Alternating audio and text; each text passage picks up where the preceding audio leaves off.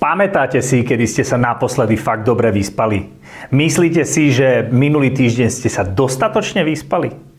Pamätáte si, kedy ste sa zobudili plný energie, bez potreby budíka a bez potreby kávy? Ak ste si na nasledujúce otázky odpovedali nie, počúvajte ďalej. 2/3 ľudí, dospelých ľudí v priemyselných oblastiach, rozvinutých oblastiach nespí doporučených 8 hodín. Svetová zdravotnícka organizácia doporučuje 8 hodín spánku pre dospelého človeka. Asi si hovoríte, no a čo? Možno vás to nejak neprekvapí, čo vás ale zaskočí, sú následky, ktoré sú spôsobené práve nedostatočným spánkom. Ak spíte pravidelne 6 až 7 hodín denne, tak si ničíte imunitný systém, čo spôsobuje dvojnásobné riziko vzniku rakoviny. Kvalitný spánok je veľmi silno spojený so zdravým životným štýlom a vysokou produktivitou v podnikaní a štúdiu.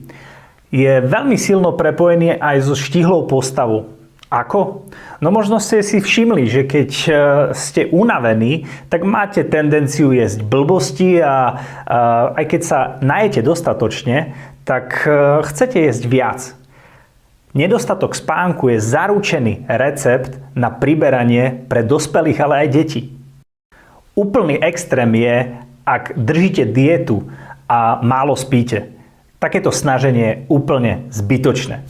Keď si všetky rizika nedostatku spánku spojíte, zistíte, že žijete kratšie. Dá sa povedať, že v priemyselných krajinách došlo k určitej epidémii nedostatku spánku. Preto vedecká obec začala hľadať riešenie, keďže sa zvýšil výskyt duševných a psychických poruch. Výsledkom snaženia nemeckých vedcov je Night Master.